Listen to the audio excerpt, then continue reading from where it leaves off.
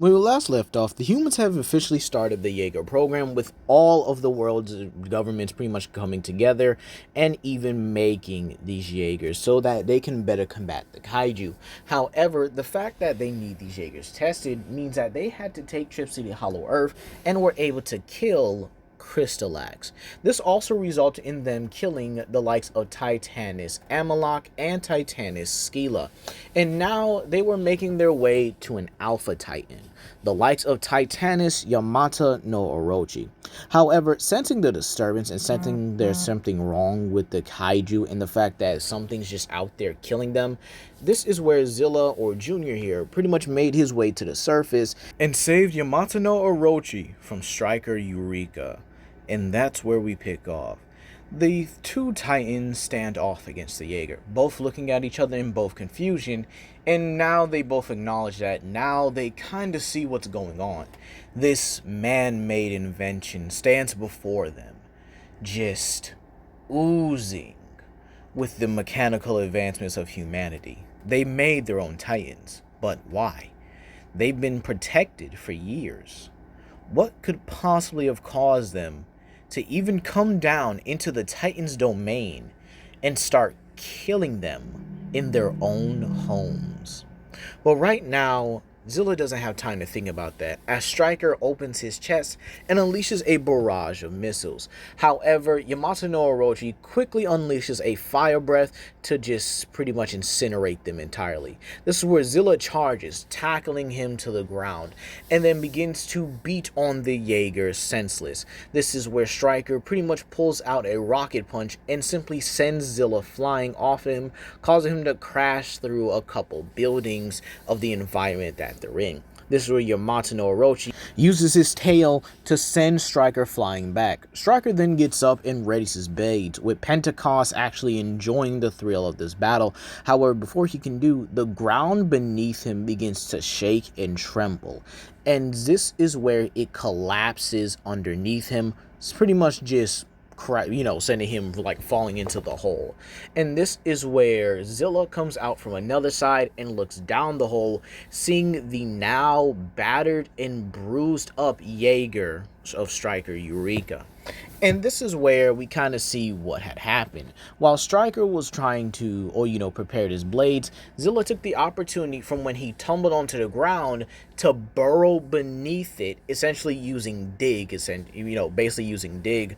But instead of just coming up and attacking, he utilized it to dig a hole around Stryker at such an astonishing speed that the tremors were just not felt. And so Stryker pretty much just, under his own weight, came crashing down. However, the Jaeger is still operational and still functional. And so, seeing that he's lost, this is where Pentecost pretty much uses the remaining energy of the Jaeger to simply use his thrusters and retreats out of the hole and into the atmosphere. But now, Zilla knows something is wrong. Humanity is now prepared for war, with him and with, oh no, his people, his new people, his family. And this is where he has to make his way back to the Hollow Earth, but instead tells Yamato no Orochi to follow him. As he does, we then go back to the Jaeger HQ within, I would probably say, Antarctica at this point. Considering the fact that Ghidorah is dead at this point, they could easily use it as a base of operations. So, what happens here? Well, Pentecost returns with the battered up Striker Eureka, and this is where Sonya pretty much tells him that it was foolish to try and take on both Alpha Titans. However, we now have a thorough analysis of what we're dealing with. Striker will be prepared, or be repaired, just like he should. However, they are still working on another project, and this is where they actually see Project Kiryu. And this is where Pentecost pretty much asks, interesting. Wasn't this the same Mechagodzilla that failed and turned on them? To which this is where Ren says, yes, that was the case. However, we do have a countermeasure for this. And instead of using Ghidorah's skull, we decided to use Dagon's. But there is a simple catch. We also made sure that it's infused with Jaeger technology, so that when we actually do use it, it'll be under full control. And hopefully, I will be the one to pilot it and finally get revenge on Godzilla. Speaking of Godzilla, where is he at this moment? Well, pretty much he's patrolling his border or patrolling his territory. However, he does know that the death of Amalok does kinda make him curious, you know? And so this is where he begins patrolling further and further along, and this is where he sees something. Two Jaegers trying to subdue a peaceful Titan, that being Titanus Methuselah. And believe it or not, Methuselah is in his own territory, far away from human civilizations, and yet he's being attacked. So without any hesitation, Godzilla roars and charges out the water and immediately unleashes his atomic breath. However, Saber Athena literally weaves around it and then goes to intercept Godzilla. Meanwhile, Guardian Bravo, utilizing his Thunder Whip or his Electro Plasma Whip or whatever they call it, is able to restrain Methuselah and utterly pins him down, forcing him to pretty much just stay there while Saber Athena goes to engage Godzilla. Now, Mako Yori, being the pilot here, she is a bit confident. I would probably say a little bit overconfident, if you will.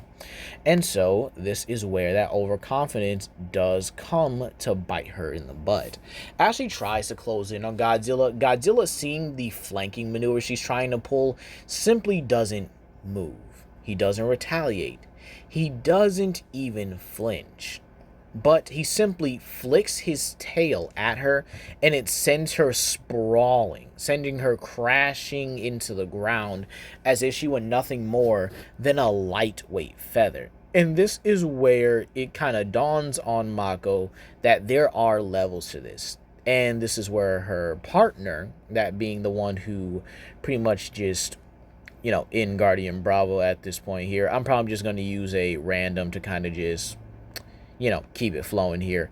Her partner just doesn't understand why they're losing. And so he decides to abandon Methuselah and goes to engage with Godzilla in order to help her.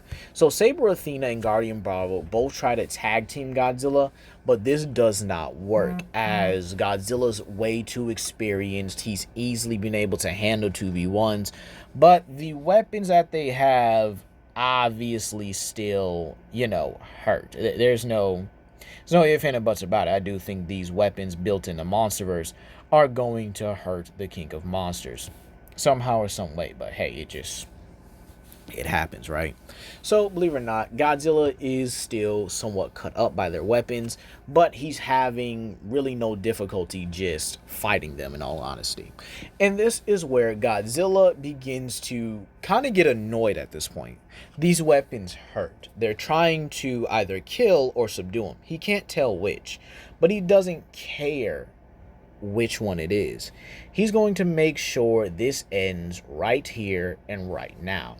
And so with little more than I guess you can say a stump, if you will, he sends the Jaegers pretty much stumps so hard that the Jaegers buck in the air, and then he whips around utilizing his tail and even cuts them in half with it. The same way that the Mega Kaiju would have cut Saber Athena's legs off. However, this time it's with both Saber Athena and Guardian Bravo. Both Mako and her partner scream in agony as these guys are still connected to their more, I guess you could say, cerebral parts. And this is where Godzilla pretty much stands over them and just goes to check on Methuselah. Methuselah gets up, obviously still a little bit, you know, battered and bruised, but he's fine. He's not injured to the point where it's death. And this is where Godzilla tells Methuselah, excuse me, to go and find a different place, rest, and he'll deal with these two. However, before he can, they utilize the last of the energy within the Jaegers to launch their escape pods, leaving the materials there as Godzilla pretty much utilizes his atomic breath to burn them to a crisp or melt them down till they are nothing but ash. So, yeah, 2 Jaegers down. But what about Kong in this situation? Well, believe it or not, he doesn't get a Jaeger encounter. No, not at all. You see, Kong is pretty much just chilling at this point. Nothing to really worry about, nothing to really essentially do in a way. So essentially Kong is just living his best life. He's got nothing to worry about, to say the least, at least for the moment. Meanwhile, this is where Zilla and Yamato no Orochi make their way back to the Navi village. Everything is peaceful. Everything is simply serene at the moment. And again, when he finds his wife and daughter, he turns back into his human form and hugs them, obviously giving his wife a, great big kiss here as well. So this is where she wonders what happened. And he begins to explain word for word, bar for bar, detail by detail on what just happened, what he's encountered and what he has had to pretty much go through. And this is where Neytiri states that she thought they were at peace with humanity. And this is where Zilla simply states he thought they were too.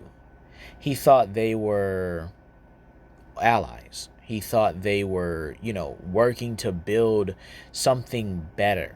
Something where Titans and humans can be unified.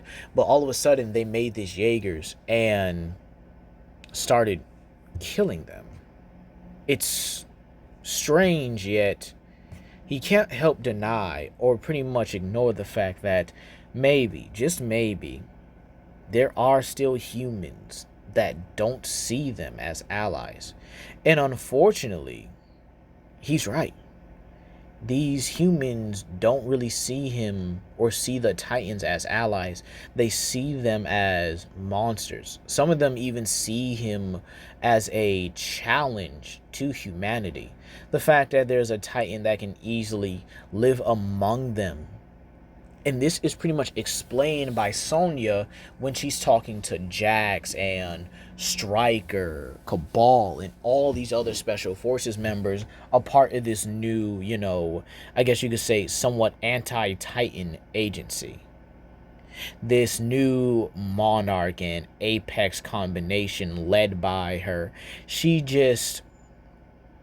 can't stand or pretty much understand the fact that these Titans are still around. That of one bad day or one Titan that decides to just pop up and just be out of control for whatever reason can still threaten humanity. The fights that these Titans have are just absolutely dangerous and destructive. There's no way to really contain them. And so this is where we kind of see where she's coming from. She doesn't want to kill them, at least not if it has to really come down to that. But she's not above the idea of killing them. However, she does state that she wants to lock them in the hollow earth. And this is where Jax even states that that's a tall order and he won't be able to issue that. They have no authority over the Titans. And this is where Neytiri says, then we find somebody who does. Who's the current alpha of the Titans? To which, based on the Monarch scientist, and we're going to say that Dr. Emma Russell has been, here the whole time just to kind of, I guess you can say, just kind of put her in because, she is a very smart person. And we can just say that she already knows this, and she pretty much gives the answer that they were really expecting, that being Junior. And this is where they state that then they need some way to lure him here. Some way to get him to come to us. So that we can just have a good old talk. And to which this is where one of the Monarch scientists notes that what if we use his adoptive mother, Aubrey Timmons? She could easily get him here, and we could easily use her as bait. To which this is where Jax notes that's a very bad idea. He's not someone to be played with, not someone to really be trifled with either. And to which Sonya says, he wouldn't dare attack us. Not when we have someone he loves and cares about just, in our grasp, in our clutches even. What's to stop us from just taking her life? And this is where Jack says, you wouldn't though. And this is where Sonya pretty much states, no, she would not. But it's the idea, it's the mentality that we need to have in order to make sure that he complies. And so they actually go through this. They capture Aubrey. However, they allow her to push a button that sends a distress signal. And this doesn't take long for Zilla to come knocking at all. He comes out the hollow earth in his beast form, angry, treading through the waters as if he were nothing more than a mindless beast. And so he begins tracking the signal, tracking his mother's scent, kind of like how, Zilla Jr. did Nick Totopoulos in the Godzilla the series. So we're just going to kind of have that kind of mechanic just play out here, which I think would actually be fun. And so when he tracks her, he finds her at the Arctic facility. And without any hesitation, he charges onto land and makes his way towards the facility. However, this is where he is greeted by Gypsy Avenger, Striker Eureka, and Obsidian Fury. And as all three Jaegers charge, he doesn't hesitate one bit and begins to decimate and wreck all of them. His fury is absolutely unrivaled.